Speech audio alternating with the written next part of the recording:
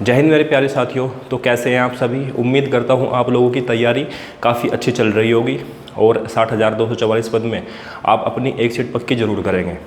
दोस्तों, मैं हूं अंशु चौधरी और चलिए बात करते हैं कि उत्तर प्रदेश पुलिस की यदि आप तैयारी कर रहे हैं, क्या क्या आप मिस्टेक कर रहे हैं और क्या आपको इस समय ध्यान रखने की आवश्यकता है। दोस्तों, जिस बच्चे ने पहले पेपर अटैम्प्ट किया था और उन्होंने लगभग 100 से 110 क्वेश्चन अटैम्प्ट किए थे, लेकिन उनके 80-85 क्वेश्चन ही ठीक हुए थे और इस बार वो काफ़ी डिमोटिवेट है कि हम तैयारी करें तो कैसे करें।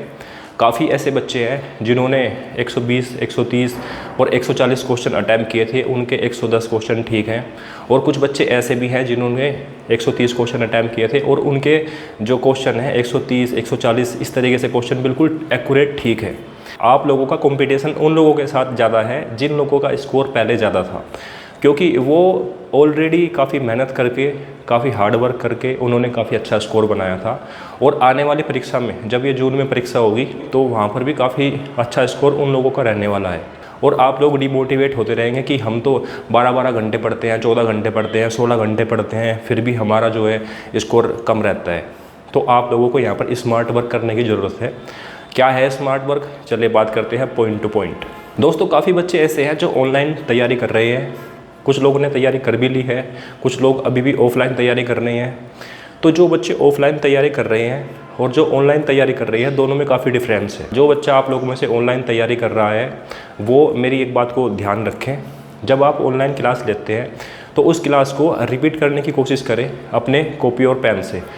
अब उस क्लास को जो है थोड़ा रोक रोक के देखें कि यहाँ पर क्वेश्चन क्या समझाया गया है, किस तरीके से समझाया गया है। ऑनलाइन बिल्कुल भी ना पढ़ें। जब वो क्लास ख़त्म हो जाए तब उस क्लास को देखिए, आराम आराम से स्किप कर करके देख सकते हैं। उसमें क्या होगा, आपका टाइम कम लगेगा और आप लोग ज़्यादा पढ़ पाएंगे, ज़्यादा समझ में आएगा। क्योंकि जब आप उस क्लास को रोक रोक के देखेंगे तो आप ज़्यादा समझ सकते हैं। किसी भी टीचर के ऑनलाइन क्लास यदि आप देख रहे हैं, उस पर कमेंट करने में टाइम ख़राब ना करें। काफ़ी बच्चे ऐसे हैं जो बेवकूफ़ बन जाते हैं और वहाँ पर सोचते हैं कि सर हमारा नाम तो लेंगे ऑनलाइन क्लास में, और हम क्या करते हैं कि ऑनलाइन क्लास देखते हैं और वहाँ पर अपना कमेंट में जल्दी जल्दी सोल्व करके नाम लिख देते हैं कि सर हमारा नाम लेंगे कि हमने पहले क्वेश्चन अटैम्प्ट कर लिया था। काफ़ी बच्चे ऐसे हैं जो ये बेवकूफ़ी करते हैं। ऐसा मत करो, यहाँ पर आपका टाइम ख़राब होता है।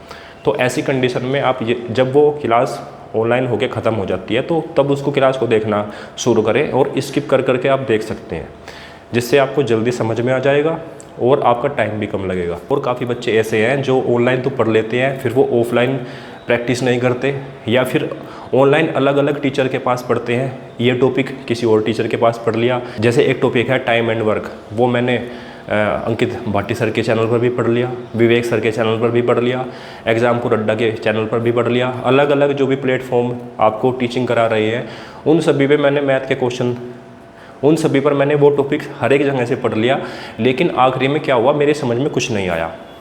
काफ़ी बच्चे ऐसे हैं, वहाँ पर आपको कुछ भी समझ में नहीं आने वाला है। इसकी एक मेन वजह यही है कि आप दर दर भटक रहे हैं, केवल एक टीचर को पकड़े।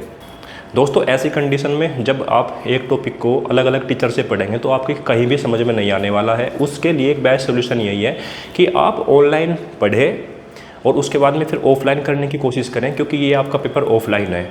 उस क्वेश्चन को, उस टॉपिक को जल्दी से जल्दी सोल्व करने की कोशिश करें। ज़्यादा से ज़्यादा यहाँ टाइम लगाएं मैथ के ऊपर, और कोशिश करें इस समय जब आपने टॉपिक पहले से ही पढ़ लिया है उस टॉपिक पर ज़्यादा काम करें और ऑफलाइन प्रैक्टिस करने की कोशिश करें। अपने साइड से जो आपके कंपटीशन में क्वेश्चन पूछे गए हैं उन क्वेश्चन पर काम करें, उनको ज़्यादा से ज़्यादा सोल्व करने की कोशिश करें। एक क्वेश्चन को कम से कम 10 बार करने की कोशिश करें, जिससे आपका जो मैथ का जो टॉपिक है वो काफ़ी अच्छा हो जाएगा। और इसी तरीके से यहाँ पर रीजनिंग के भी जो टॉपिक हैं वो भी काफ़ी अच्छे हो जाएंगे। जो भी लोग मैथ में काफ़ी प्रॉब्लम फेस कर रहे हैं कि सर हमारा जो मैथ है काफ़ी वीक है, तो जो फरवरी में पेपर हुआ था उसमें 23 क्वेश्चन पूछे गए थे मैथ के, तो आप कोशिश करें 12 से 14 क्वेश्चन के बीच में आपका स्कोर हो जाए। सरलीकरण के 7 से 8 क्वेश्चन आए थे, वहीं परसेंटेज के यानी कि प्रतिशत के 5 से 7 क्वेश्चन थे, क्योंकि 5 क्वेश्चन ग्राफ में थे, 2 क्वेश्चन अलग से थे। टाइम एंड वर्क का, समय और कार्य का, पाइप और टंकी का एक एक क्वेश्चन थे, और साधारण ब्याज का एक क्वेश्चन था। इसी तरीके से यदि आप देखेंगे तो यहाँ पर 14 से 19 क्वेश्चन के बीच में आपका स्कोर बनता है। यदि आप यहाँ पर 14 से 19 क्वेश्चन कर लेते हैं मैथ में तो काफ़ी सेफ स्कोर हो जाएगा।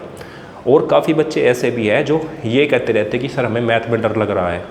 क्या आपने अपनी रीजनिंग स्ट्रॉन्ग कर ली? क्या आपने अपनी जीएस जो जीके है वो स्ट्रॉन्ग कर ली है? काफ़ी बच्चे ऐसे हैं जो हिंदी पर ध्यान देते हैं, केवल हिंदी पढ़ते रहते हैं, उनका स्कोर हिंदी के अंदर 37 क्वेश्चन में से 35 क्वेश्चन 36 क्वेश्चन हो जाता है, लेकिन मैथ के अंदर वही 8 क्वेश्चन 10 क्वेश्चन इस तरीके से रह जाता है। जो आपकी रीजनिंग है उनका जो परसेंटेज था, इस बार रीजनिंग के काफ़ी क्वेश्चन पूछे गए थे, 38 क्वेश्चन तो केवल रीजनिंग के अंदर पूछे जाते हैं और जो 15 से 20 क्वेश्चन हैं वो आपके मैथ के अंदर भी पूछे जाते हैं। तो क्या आपने अपनी रीजनिंग स्ट्रॉन्ग कर ली है? आप लोग अपनी प्रैक्टिस जारी रखें और प्रैक्टिस ऐड करने बैठते हैं तो हम रीजनिंग का कितना टारगेट कर पाते हैं, मैथ का कितना टारगेट कर पाते हैं। हिंदी तो आप 35 से 36 क्वेश्चन कर सकते हैं, लेकिन क्या आपने जीएस स्ट्रॉन्ग कर ली है अपनी? क्या आपने रीजनिंग स्ट्रॉन्ग कर ली है? आप केवल मैथ ही मैथ गाते रहते हैं कि सर हमारा मैथ कमज़ोर है, हमारा मैथ कमज़ोर है। फिर हम पूछते हैं कि सर आपका जीएस कैसा है, तो आप बोलते हैं कि सर मेरा जीएस भी इतना अच्छा नहीं है। आप लोग से पूछते हैं कि रीजनिंग कैसी है, तब आप कहते हैं कि मेरी रीजनिंग भी इतनी अच्छी नहीं है। काफ़ी बच्चे ऐसे हैं जो रीजनिंग को सोचते हैं कि भाई रीजनिंग तो मैं आराम से कर लूँगा। दोस्तों ये रीजनिंग पहले वाली रीजनिंग नहीं रही है, इस समय काफ़ी एडवांस लेवल पूछा जाता है रीजनिंग का। तो आप कोशिश करें कि रीजनिंग के ऊपर ज़्यादा टाइम दें, मैथ के ऊपर भी बराबर टाइम दे। जो आपका जीएस है, जीके है, जैसे ज्योग्राफी का पोर्शन हो गया, अर्थशास्त्र का पोर्शन हो गया, इकोनॉमी का पोर्शन हो गया, इनके ऊपर ज़्यादा टाइम दे। और यहाँ पर आपको हिंदी साहित्य के ऊपर ज़्यादा टाइम देना पड़ेगा, क्योंकि इस बार आपके 3 से 4 क्वेश्चन हिंदी साहित्य में पूछे जाएंगे। गद्यांश के ऊपर ज़्यादा टाइम दे, क्योंकि गद्यांश में काफ़ी बच्चे ऐसे हैं 5 में से 3 क्वेश्चन कर पाते हैं, लेकिन वो 2 क्वेश्चन नहीं अटैम्प्ट कर पाते। तो आप लोग कोशिश करें कि हिंदी के अंदर 37 में से 37 क्वेश्चन का स्कोर लेकर चलें। मैथ में आप लोग 14 से 15 क्वेश्चन का स्कोर लेके चलें। जो आपकी रीजनिंग है, रीजनिंग में आप समझ सकते हैं कि 38 क्वेश्चन तो एक साइड पूछे जाते हैं, फिर 15 क्वेश्चन एक साइड पूछे जाते हैं। तो यहाँ पर हम मोटा मोटा 55 क्वेश्चन लेकर चलते हैं। तो 55 में से यदि आप 48 से 52 क्वेश्चन रीजनिंग के अंदर कर लेते हैं तो आपका काफ़ी स्कोर बढ़ जाएगा। प्रैक्टिस ज़्यादा से ज़्यादा करें, रीजनिंग के ऊपर ज़्यादा ध्यान दें और जीएस के लिए घटना चक्र पढ़ें।